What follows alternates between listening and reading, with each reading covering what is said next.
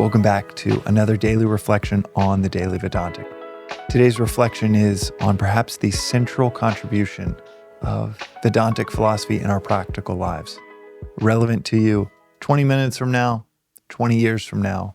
And I would say it is the central contribution of this philosophy when it comes to practical living, is that we have three equipments to navigate the world. Three equipments, and this is mentioned over and over again in Swami Parthasarathhi's books, within the Gita, within the Upanishads, that you have three equipments. Those three equipments are body, which not groundbreaking. We've covered this in previous episodes. Mind, also, that's not going to be news to anyone. We all understand that we have a mind. It's common knowledge. But the philosophy is explicit in that we have a subtler equipment. We have these two inner equipments. Yes, we have a mind, but we have two inner equipments to navigate the world. The other inner equipment, the subtler one than the mind, the one that guides the mind, if developed properly, is the intellect. The intellect is kind of like the adult in the room, which we've mentioned in previous episodes. The mind, a powerful mind, can be a beautiful thing. The example I always think about is my 5-year-old Elle. It's the zest of life to have children around. But I would never leave her home alone. I'd never leave her alone at the park, the beach. The intellect is the adult in the room that says, oh, wait, that might not go so well if you keep putting your hand towards that electrical socket. Oh, I would not jump around right over there because of the sharp corners of that coffee table.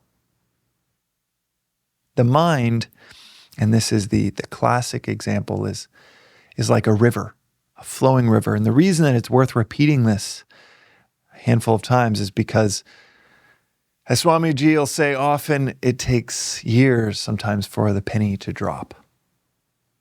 And I heard this probably 100 times, maybe 200 times, before it really started to sink in that I have these two inner equipments. And the practicality of that, I'll touch on in a second. But the metaphor that's used often in the literature is that the mind is like a river, powerful river. The intellect is like the banks of that river. A powerful river with weak banks will flood the plainlands, kill the livestock, destroy the villages. But a powerful river with strong banks can support an entire civilization, multiple civilizations.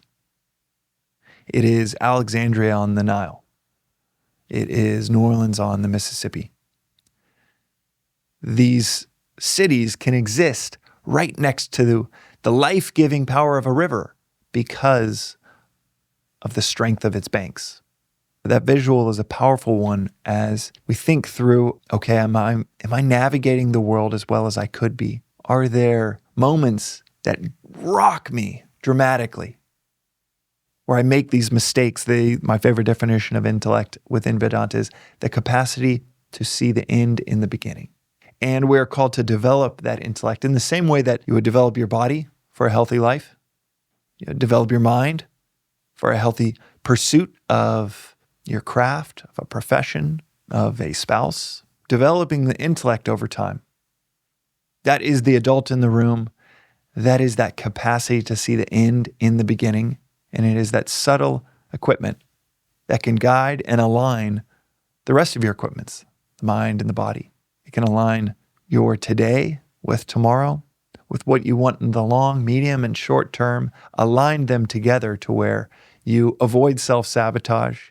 You avoid the ignorance and blindness of a powerful mind making mistakes that you feel like are shortcuts that then you spend years making up for. I know that intimately well.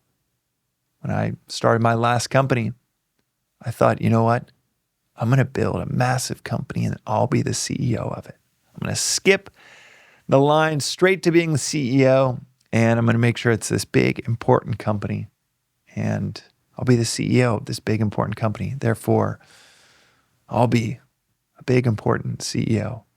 I thought it was a shortcut to freedom. And oh my God, was it a shortcut to the ER, quite literally. Went to the ER with a heart condition, over stress. excess stress. I was drinking 6 to 7 cups of coffee a day to get through it because I was just so depleted. And my capacity to see the end in the beginning, I thought it was a shortcut, but I had no visibility into what I was getting myself into. My favorite surfer in the world, Koa Rothman, I may have shared this story before, but I asked him in this room, a few feet away, I asked him what is something that Koa now, he's about 30, knows that Koa at 15 had no idea about when it comes to surfing big waves. And without skipping a beat, he said, wave selection. That's the biggest thing that I've learned over the last 15 years. 15 years ago, I would have gone in any wave, 5 different waves, looked like they could have been good ones.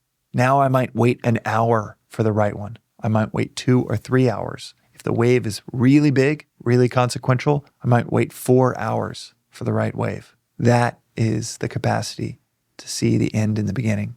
That is the intellect at work. It's avoiding inevitable destruction and choosing an optimal path towards what you're seeking. The development of that capacity starts with a straightforward understanding that the intellect exists, that little voice, that stillness within a moment of reactivity as you give volume to that voice, as you give volume to that introspection. Is this what is best for me? Is this what I should be doing?